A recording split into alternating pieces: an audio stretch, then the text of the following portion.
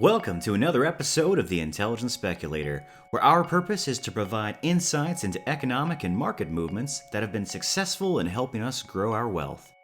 And now, let's hear from the hosts of our show, Jesse Sanders and Lathan Fritz.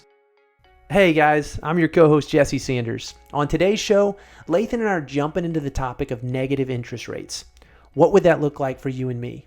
What are the chances that this happens? Well, let's jump right into the call as we're unpacking that. Lathan, how we doing today? It's going on good. How you doing, Jess? Man, all is well here.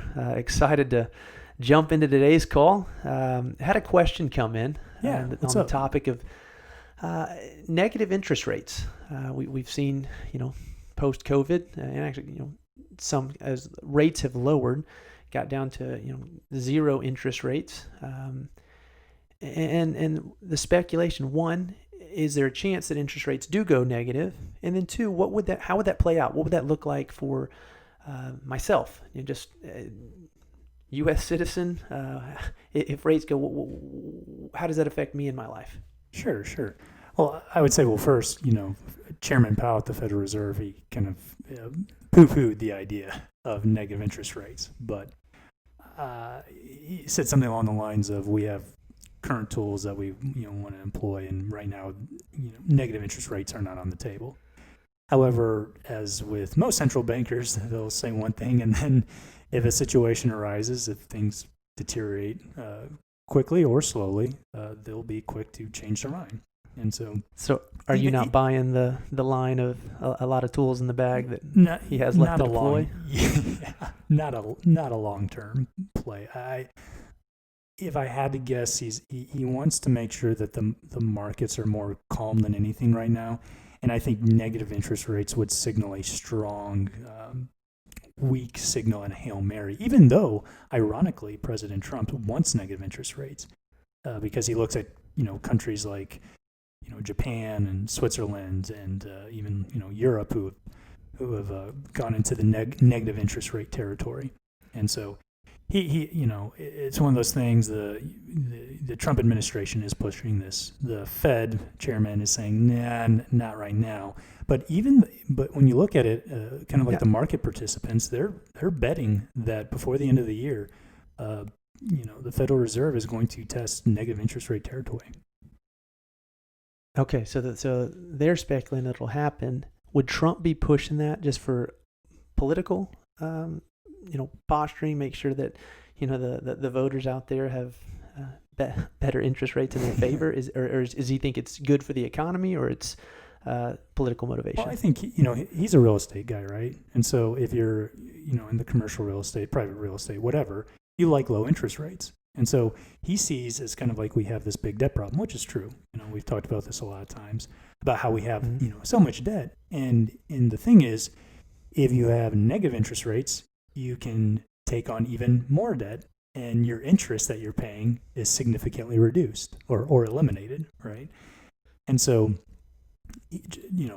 the Trump administration sees negative interest rates as good because then you can run higher national government debt deficits, and the interest that you have to pay is significantly lower on that debt, or is non-existent. He'd seen it as like an opportunity for businesses and guys that want to take money and put it to a good use. He'd say, hey, we could use these negative interest rates, give more opportunities for, smart investors, guys that are going to use it properly to jumpstart the economy. Well, but even, investors and even consumers. So, lower interest rates means even kind of lower credit card debt interest payments and lower house mortgages and effectively negative interest rates just makes debt cheaper because a negative interest rate at its core is you put money in the bank and the bank takes a bit of your money out every month/year that you have it in there instead of giving you interest.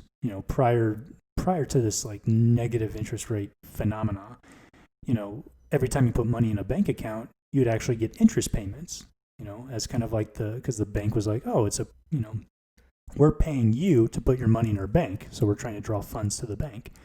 Now it's going to be you put money in a bank account, the bank takes a little bit out. every month. And so why would anybody do that? I mean, why not hide it under your mattress? Well, the old school. Well, some people might. Yeah. Well, some people might not want to, put it in their mattress, right? It's safer in a bank, but that's the key. I mean, that's why policymakers go into negative interest rates, because they're like, we don't want people keeping their money in banks. We want them to do one of two things with it. We either want them to spend it and stimulate, or we want them to invest in something that has a yield. And so that's kind of like the psychology behind it, and why, both monetary decision makers and fiscal decision makers from the government, they're trying to encourage people to spend and not keep their money into a bank. If that makes sense. So put a little pressure on the consumer so that they're incentivized to either, one, take on a cheap loan, or two, do something with their cash rather than stockpiling it in a savings account at a bank. They want that money out being in use. Exactly. Yeah. So they want to increase kind of like the velocity of money. So to stimulate the economy. And that's kind of like why, another reason the Trump administration is really kind of pushing negative interest rates, because at least in the short term, it's going to provide more demand, because people are going to be like, oh, debt's cheaper. So like, your interest rates are cheaper. And then also on the other hand, they're like, why would I keep this money in a bank account when it's being a little bit is being taken out every month? So they're going to want to go out and spend that money instead. Got it. Yeah. And so at least it reduces the incentive to keep money in a bank account. Okay. Now switching gears a little bit to the housing market. I'm a homeowner. Went through that when we purchased the house. I mentioned before in a previous podcast that going through the refinance process. If rates do go negative, I mean, how far can it go? Can it go, negative 0.5 point, negative 1%, negative 2%, and then what is kind of that? If real interest rates say go negative 2%, how does that affect the homeowner? Will there always be a cushion between what the banks are willing to give and where that interest rate is, or how far do you see this thing falling? Oh, sure. Yeah. And so just because you have a national central bank negative interest rate doesn't necessarily mean you'll have negative interest rates for mortgages. Like Japan has had a negative interest rate since, I think, 2000. Switzerland for the past 5 or 6 years or something like that has also had a negative interest rate. And if you go into those countries, you still have to pay, I think it's something like 1% to 2% for a mortgage or something like that. So the banks have to make money and do. So there's that 2 to 3% buffer kind of between what the real interest rate is and what you're going to get offered by the bank. Yeah, because the bank is borrowing the money from the Fed, and then they're taking that money out and then giving it to consumers, and so they got to make money on the spread of what they're paying the Federal Reserve and what they're loaning out to. But that really does kind of put pressure on the profits of banks. And so,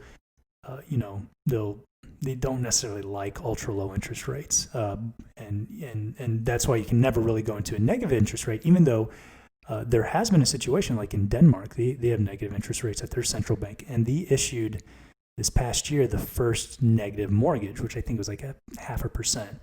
However, they're making money with closing costs and fees. No, hold up. Term negative mortgage. What does that mean? Oh, so let's make it simple, right? Let's say someone took out $100,000 for a mortgage on a home. So the 0.5% means that at the end of the day, the person is not going to pay back $100,000. They're going to pay back, $99,500 on the loan. Okay. So basically, you got the privilege of getting. On its face, you're like, wait, someone's paying you to buy the house, basically. So you got the house for negative $500. Well, that's not really the case. It's what on their closing costs, they'll be like, okay, you want a $100,000 loan, you only have to pay back $99,500. However, we're going to attach $3,000 closing fee to this. So really, you have to make $2,500. Yeah, so really you have to pay. All said and done. Yeah, so you really have to pay, $103,000 or whatever it is, or a $5,000 closing fee on that $100,000, etc. So the banks will. It sounds great. That the title sounds great, but you got to read the fine print or the closing costs or whatever the fees are that they throw in. Exactly, because no one's no one's going to lose money on a mortgage, at least the lender, right? They're not going to, otherwise it doesn't make any sense to lend. They'd just rather not lend anything than lose. And so they'll make money, but it's just, again, it's one of those things, it's tougher for them and it puts pressure on their margins, and they don't necessarily like that. So, banks don't necessarily like high interest rates either, because that kind of like curtails lending significantly.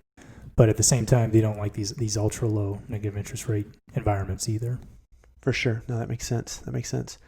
Well, you mentioned Japan, Denmark have done this. You also mentioned it earlier that it was kind of a Hail Mary, that the Fed, they're saying it's not on the table now, but things get rough, they may implement that. Do you see it as a viable solution if things do continue to go, the economy's hurting and Trump's pushing for this thing?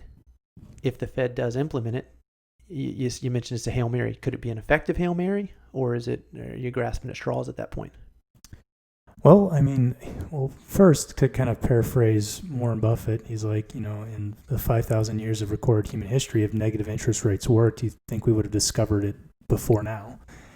And so, I think you got that first. That's kind of like the first thing on my mind, where it's like, well, if it works, it would have been discovered before this. And then, if you want to look at like a modern example of a developed economy and country that has tried it, it is Japan. They've gone into negative interest rates since, I think it was the year 2000. And so, they've had 20 years of negative interest rates. And you look at their economy, and it has had almost no growth over the past 20 years. It's kind of been almost in like a coma of an economy. Not to say that people are starving and poor in Japan, but, where where a lot of the world has seen, 2, 3, 4%, growth over the past 20 years, they've averaged, 0.25% growth or 0.5% growth on an annual basis. And the negative interest rates have not played out as what the policymakers thought it would do. Got it. So while it is a Hail Mary that they could employ, it may not be the most effective Hail Mary, at least hasn't worked so far, or in recent history. I guess in all history, if you talk about 5,000 years, looking back. Well, man, I really enjoyed unpacking some of this. It's all the time we have for today, but looking forward to kind of monitoring this, and maybe something we pick back up on a future call. Sounds good, my man. Take it easy. You have a good day. Bye. You too. Bye. Thank you for listening to this interview with Lathan Fritz and Jesse Sanders. We hope to see you next time, and remember to like and follow The Intelligent Speculator on Facebook, Twitter, and Instagram, where we are posting insightful nuggets of economic and market movements. And if you would like to get exclusive information, feel free to join the Intelligent Speculator Facebook group. Good day.